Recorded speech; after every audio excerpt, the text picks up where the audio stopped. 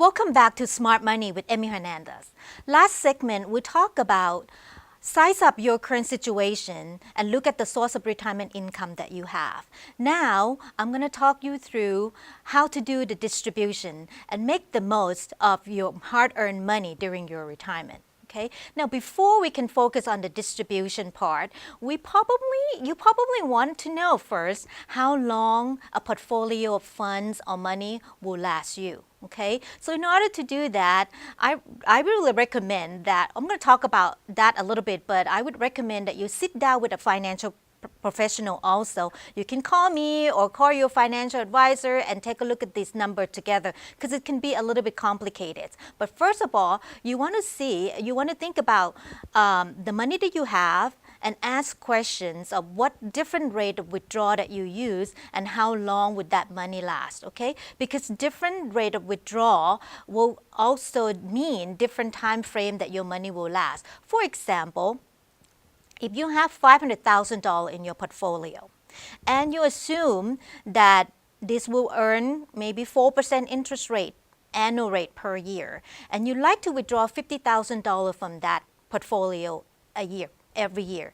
We'll talk about inflation rate, maybe about 2%, that you have to adjust it every year for that as well. For $500,000 earning 4% interest rate with $50,000 withdrawals a year, that money probably going to last you about 10 years, or a little bit more than that, 10 plus.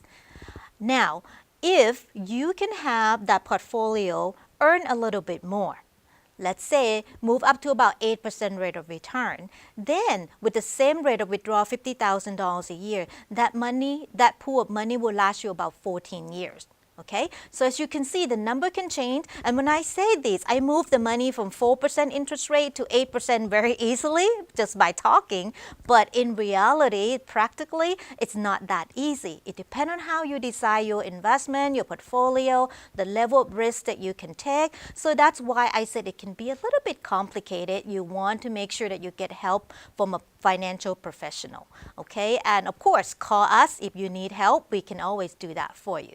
Now, once you know that how long the money will last, the pot of the money that you have, how long that will last you, then you can think about, what we talk about in the first scenario, the situation, that how much money that you can do the withdrawal. Since we talk about different rate of withdrawal last at different period of time, you also have to make sure and be conscious about you knowing certain withdrawal rule during the retirement distribution period. When you do the distribution, because you don't want to waste your money for any unnecessary mistake or penalties. So there's a few rules that you want to know, and I want to talk about these two rules today for retirement plan distribution. Keep that in mind. It's very important and it's very significant if you make a mistake on that. Okay, so rule number one, you need to know the penalty, an early withdrawal penalty. For any of you who has a 401k, a retirement plan at work, or an IRA, which is an individual retirement account, and you have most of your money in there, when you withdraw, you need to know that if you withdraw the money prior to turn 59 and a half years old from those accounts, you are going to subject to 10% penalty to the IRS. Okay? First of all, you have to pay the income tax from the money that come out from that accounts first, and then on top of those taxes will be the 10% penalty.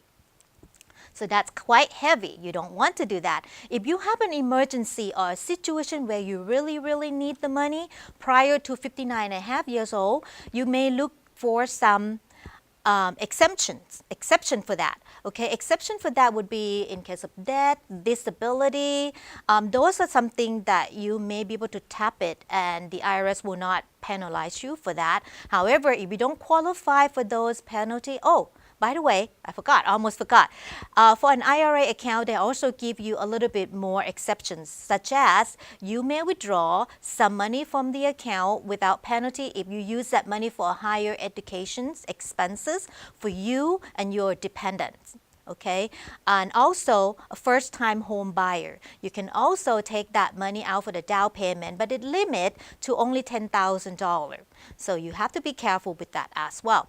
Now, if you still need the money and you really don't have some other place to go, talk to your advisor, because you can also use the IRS Rule 72T.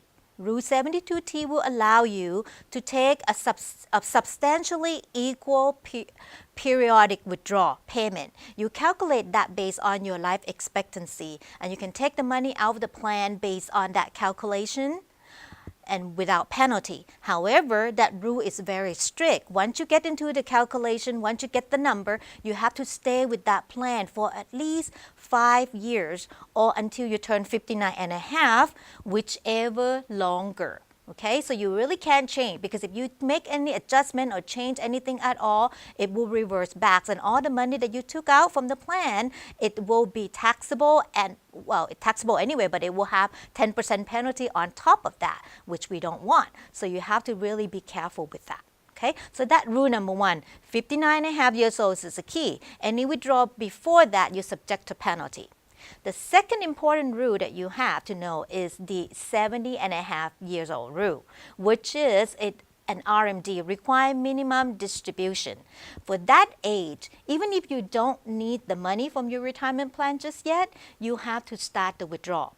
Once you turn 70 and a half, you must start your minimum requirement withdrawal once a year at least from your retirement plan, and you have to start by April 1st of the year after you turn 70 and a half.